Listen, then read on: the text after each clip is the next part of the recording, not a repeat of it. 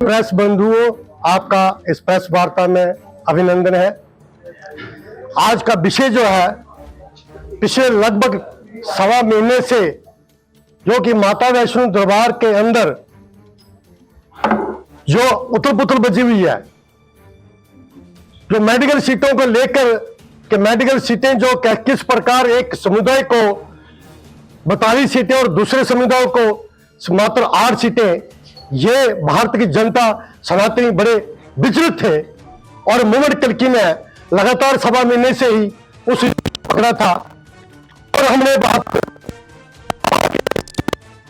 मंडल दिया, उन्हें छोड़ दिया कि हम इस पर कोई कार्रवाई करेंगे, परंतु ऐसा नहीं हुआ। उसके बाद तमाम और भी संगठन हमारे साथ जो हमारे साथी हैं मिलकर हमने वहां के बीसी साहब को अपना मेमोरेंडम दिया, उनसे कहा कि ये प्रक्रिया किस प्रकार से हुई और क्यों की गई, ऐसा क्यों हुआ। सनातनी विचलित है कि वो चढ़ावा चढ़ाता है सनातनी, मंदिर में जाता है सनातनी, और वहां पर जो रहना सहना खर्चा करता है उन लोगों के लिए जो लोग उस धर्म को मानते ही नहीं, जो मूर्ति पूजा को बड़ा गैर कानूनी मानते हैं। तो आज इसी प्रेस कॉन्फ्रेंस का यही मकसद था कि जम्मू के अंदर तमाम धार्मिक संगठन under the banner of the Sanatan Dharma, उसके अंदर एक बैठक हुई। बैठक में तमाम शहर के संगठनों ने यूनानिमसली एक डिसीजन लिया, एक संघर्ष समिति बनाएंगे और संघर्ष समिति का जिसका गठन भी हो गया और आने वाली लड़ाई वो लड़ेंगे। मूवमेंट कल्की ने जो बीड़ा उठाया था, आज से हमने ये फैसला लिया है कि मूवमेंट कल्की उस संघर्ष समिति के साथ कंधे से कंधा मिलाकर चलेगी। जो भी हमें दायित्व देंगे हम उसे निभाएंगे, लेकिन मूवमेंट ने जो कोर इशू थे उसे नहीं छोड़ा है। जब तक ये इशू, ये बैक रोल नहीं होता, ये आर्डर जो मेडिकल सीटें जो भरी गई है, तब तक संघर्ष समिति के साथ चलेंगे। उसके बाद जो राष्ट्रीय गौ माता का दर्जा देना है, जो उसकी लड़ाई, और सनातन बोर्ड की जो लड़ाई है उसे हम नहीं छोड़ सकते। और आप चैनल के माध्यम से मैं समिति के और जो हमारे 29 आपको मिले, हम उन्हें भी कहना चाहते हैं बहुत अच्छा हुआ कि आप गए, लेकिन हमें बहुत खुशी होती कि गौ माता के लिए भी आप कानून बनाने के लिए वहां अध्यादेश लाने की बात करते। ऐसा नहीं है, हम उम्मीद करते हैं आने वाले समय इस पर भी आप चुप्पी तोड़े। और रही बात एलजी साहब के ऊपर यह प्रश्न चिन्ह लगता है कि उनके कार्यकाल, उनकी दक्षता में ये सारा खेल खेला गया। ऐसा क्यों हुआ? पैसे सनातनी चलाते हैं वेलफेयर ऑफ द सनातन के लिए, वो अपने मंदिरों के रख रखाव के लिए, धर्म प्रचार के विस्तार के लिए, परंतु वहां मेडिकल कॉलेज खोले जा रहे हैं और मेडिकल कॉलेज खोलकर भी उन लोगों को दिया जा रहा है जो हमारी आस्था को मानते ही नहीं। इससे पहले वहां पर एक नर्सिंग कॉलेज है, मैं उसकी भी बात करना चाहता हूं। उस नर्सिंग कॉलेज के अंदर भी 60% बच्चे जो है वो गैर हमारे हिंदू हैं। ऐसा क्यों है?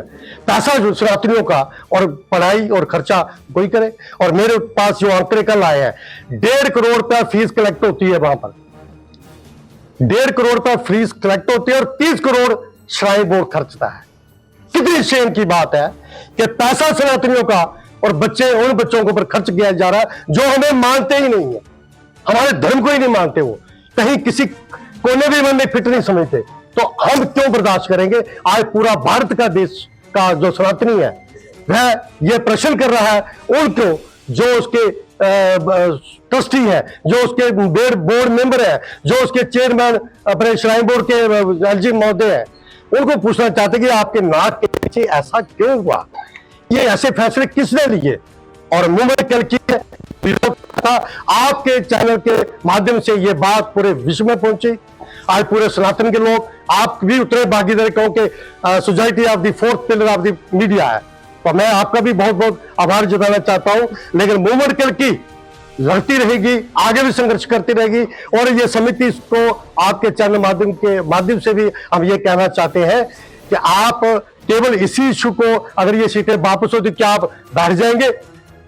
ये जब तक सनातन बोर्ड नहीं बनता, सनातन बोर्ड क्यों जरूरी है? ये बीमारी फिर बार बार जागेगी, कभी ये मेडिकल स्टूडेंट को लेकर भागेगी, कभी वहां मैच जीतने पर और दूसरे समुदाय के लोग पाकिस्तान के नारे लगाने वाले पर समस्या खड़ी होगी। वहां पर श्राइन बोर्ड के अंदर 800 से प्लस लोग जो है कर्मचारी दूसरी कमेटी के लगे हुए हैं। अपने को सनातनी का ठेकेदार कहने वाले, उनके मुंह ताले क्यों लग जाती है? उनकी नाक के नीचे ये सारा खेल खेला गया। 370 इसलिए हटाई थी कि आप दुनिया भर के लोग जो है वहां बसाओगे और सनातनी जो आपको ठगा हुआ महसूस करेगा। क्यों? सनातनी चंदा चलाता है, पैसा देता है, वो अपने वेलफेयर ऑफ द सनातन के लिए, गरीब लोगों के लिए, मंदिरों के रख रखाव के लिए। मंदिर तो शार्क बाकी गिर रहे हैं, उसके लिए कोई ध्यान नहीं है। आप कॉलेज, यूनिवर्सिटी, आपको एक इंडस्ट्री खड़ी कर रहे हैं, श्राइन बोर्ड का ये दायित्व नहीं है। माननीय स्वर्गीय जो राज्यपाल जगमोहन जी थे, उन्होंने जिसका गठन किया था बड़ा सोच समझ के किया था। उन्हें सिर्फ वेलफेयर ऑफ द हिंदू के लिए था, श्राइन का